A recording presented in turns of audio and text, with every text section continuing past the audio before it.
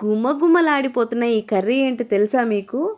గొంతులో బాగలేకపోయినా, అసలు అన్నం తినాలనిపించకపోయినా, ఇదొక్క కర్రీ చేసుకొని తింటే చాలు, వాసనకే మైమర్చిపోతారు. ఇది పాతకాలం వంట లేదు చెప్పండి. హలో అండి.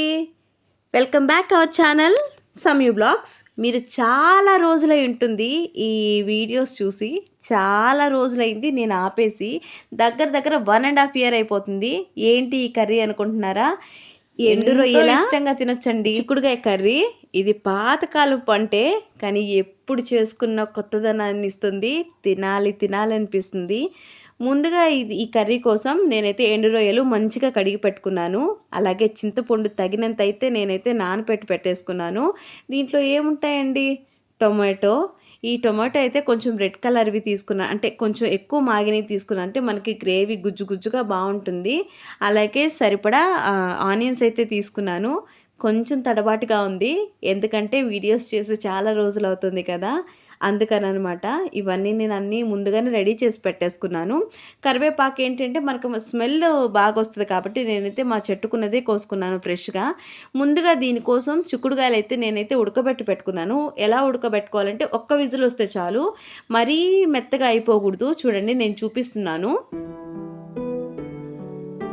ఇలా అంటే జస్ట్ గోరు దిగబడితే చాలు, ఎందుకంటే మనకు మళ్ళీ పులుసులో ఉడుకుతాయి కదా, అప్పుడు ఎలా ఉండిపోతుందంటే మరీ పీస్గా అయిపోతుంది, మనకు తినేదానికి రావు, మెత్తగా మ్యాష్ చేసినట్టు అయిపోతాయి. ముందుగా అయితే నేనైతే కడాయి పెట్టుకున్నానండి, సారీ నేనైతే దబర్ పెట్టుకున్నాను. దాంట్లో తగినంత ఆయిల్ వేసుకున్నాను. ఇప్పుడు ఏంటోనండి, ఆయిల్ తింటే ఫ్యాట్ అది వస్తుంది ఇది వస్తుందని ఎన్నో రకాలుగా ఉంటాయి. కాకపోతే మనకి సరిపడా వేసుకోవాలి కాబట్టి నేనైతే 1½ స్పూన్ అయితే వేసుకున్నాను. దీంట్లో అయితే జీలకర్ర, మినపప్పు, ఆవాలు, మెంతులు వేసుకున్నా. మెంతులు ఏంటంటే మనకి ఫ్లేవర్ కోసము, పులుసుల్లో మెంతులు వేసుకుంటే చాలా బాగుంటుంది. ఆనియన్స్ ఏంటి అంటే కొంచెం మనకి లైట్గా బ్రౌన్ కలర్లో వస్తే సరిపోతాయి. నేనైతే ఫ్రెష్గా తీసుకున్న చెట్టు కరివేపాకు వేసుకున్నాను. అందరూ చెట్టుకే వస్తాయని అనుకోవచ్చు, కాకపోతే మన చెట్టుకి అప్పటికప్పుడు కోసుకుంటే కొంచెం ఫ్రెష్గా అనిపిస్తుంది. టొమాటోలు కూడా వేసుకున్నాను. ఇవన్నీ మంచిగా మగ్గాలి.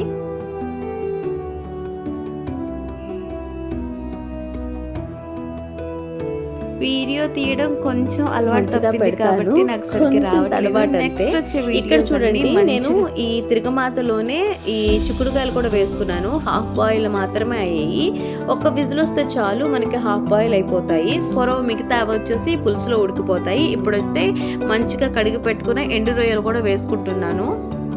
ఎంత బాగుంటుందో, ఇప్పుడు నేను వాయిస్ ఓవర్ ఇస్తుంటేనే నాకు నోరు ఊరిపోతుంది.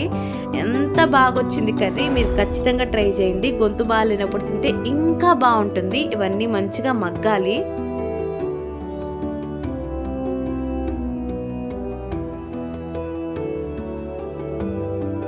ఇలా మగ్గిన వాటిలో కొంచెం పసుపు, కొంచెం కారం వేసుకోవాలి. ఎవరికి టేస్ట్ తగ్గట్టు వాళ్ళు వేసుకోవచ్చు. నేను మాత్రం 1½ స్పూన్ వేసుకుంటాను, ఎందుకంటే మాకు కారం ఎక్కువ తినరు, అలా అని తక్కువ తినరు, అందుకని. ఇవన్నీ మంచిగా మగ్గపెట్టేసుకోవాలి. మగ్గిన తర్వాత మనం వచ్చేసి చింతపండు పులుసు వేసుకోవాలి.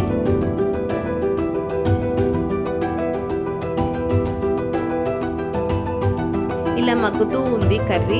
నేనైతే మంచిగా అందంగా మందంగా ఉన్న ఒక మామిడికాయ అయితే కోసుకున్నాను.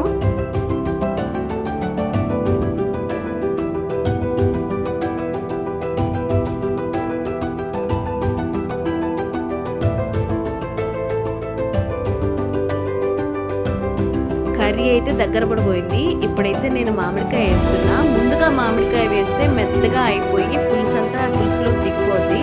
మనం వేసిన చింతపండు పులుసు కంటే మామిడికాయ పులుపు ఇంకా ఎక్కువ పులుపు తనం మనకు తెలుస్తుంది. అదే దించబోయే ముందుగానే వేసుకుంటే మామిడికాయ కొంచెం ఉడుకుంటుందంటే దాంట్లో పులుపు అయితే దిగదు.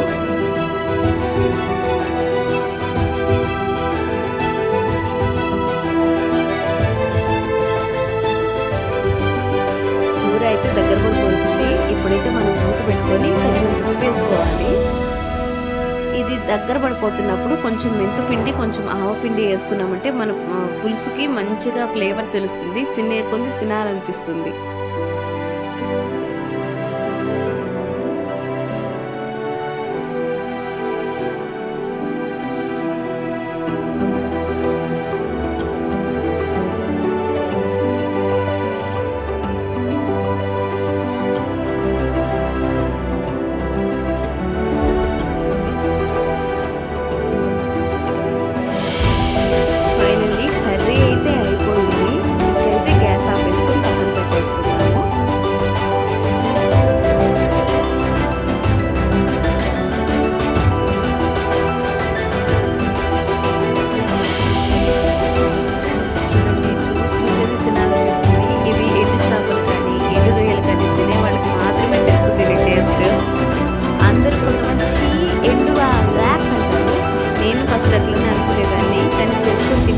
తెలిసేది దాంట్లో ఉన్న రుచి.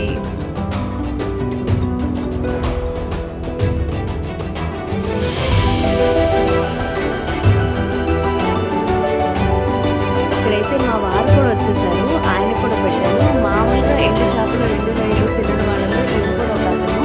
ఈయనైతే ఇష్టంగా తింటున్నాడు. మీకు కూడా ఖచ్చితంగా నచ్చుద్ది. చేసుకొని తినండి. అలాగే మన ఛానల్‌ని సబ్స్క్రైబ్ చేసుకోండి.